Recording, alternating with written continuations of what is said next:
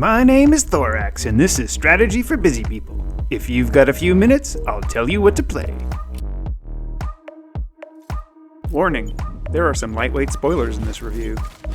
Double warning, this review is longer than most because this game is so ridiculous. I don't even really understand how to begin to describe Death Stranding, which is weird because I have over 60 hours in this game. As you probably know from watching my reviews, I rarely have more than 6 hours in a game, let alone 10 times that.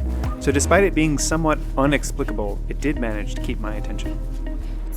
At its core, Death Stranding is a game that is built on the absolute crappiest and grindiest part of most RPGs. Missions where one NPC gives you an item to deliver to another NPC. This game is entirely built around delivering packages, and it puts some really lightweight RPG mechanics on this delivery mechanism by giving you quote-unquote ratings for your deliveries that go into various skill areas that give you some imperceptible bonuses in those skills. Hey, you're more stable when you carry packages.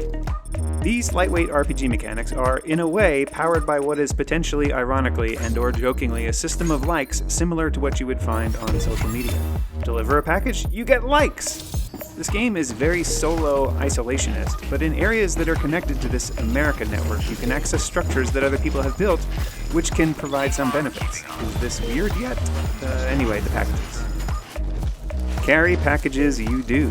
In some cases, quite ludicrous quantities of packages. And you simply carry them from point A to point B. So, how does this crappy, grindy mechanic manage to keep your interest? Because it is wrapped in a mind-twisting, bizarro story. Future America has some crazy network and 3D printer technology that is based on some unexplainable element, chiralium. There is some bizarro apocalypse, and of course, you as the protagonist are the only hope. What's your job? To deliver packages, which will help convince people living in bunkers to rejoin America and this weird internet because it's important to reunite America for some reason. Yeah, that's the American network. But you have a baby in a bottle that helps you find dead people that you kill. How do you kill the dead people? By throwing grenades at them. Grenades made from your own blood. But there are also some other enemies in the game who are former package delivery people that have lost their minds and are actually now package thieves. There are other weapons in the game, but if you're anything like me, you will only ever use the blood grenades on the dead people and the bola wrap on the thieves. But after you bola the thieves, you have to kick them while they're down to knock them out, because you can't kill them with an actual lethal weapon that you get at some point in the game, because live dead people that aren't incinerated will nuclear scale explode. Did you get all that? No? Okay, just know this. There are a bunch of different weapons and gadgets available in this game, and you will probably use none of them. On top of all of that, I found the combat mechanics absolutely atrocious. The only time I was ever frustrated or angry with this game was when I was involved in combat. And it wasn't the good kind of frustration you get from playing a Souls-like. No, this is just awful, bad mechanics where a button press doesn't do what it's supposed to, where you try to change your equipment and then something unexpected happens.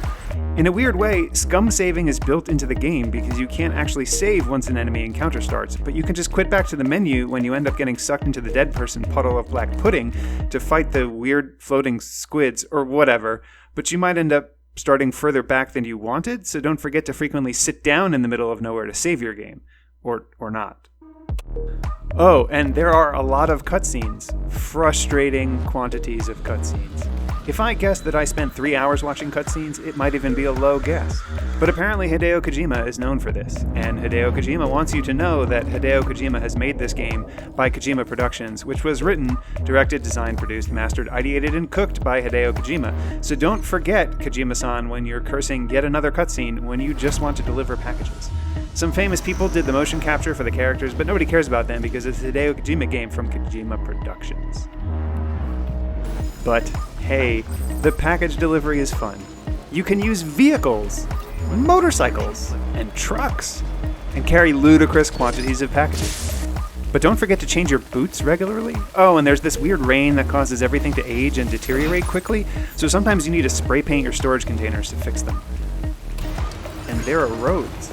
And you can build the roads. I honestly think I have a lot of time in this game because I spent time grinding package delivery to get resources to be able to build the roads so that I could make the package delivery go faster. Oh, but the moment you get the zip lines, totally F the roads, because the zip lines are much cooler and will save your bacon at the end of the game. Trust me. And speaking of the end of the game, it takes forever. mostly due to cutscenes, and repeating itself, and bad combat mechanics, and one stupid, literal slugfest? But just keep running, because it's not over yet, and that will make sense in about 40 plus hours. Just trust me. On my trademark 3-point scale of avoid, meh, and I forgot to eat, I have 60 hours delivering packages. What do you think? But I am totally going to play Death Stranding 2, which has just been announced.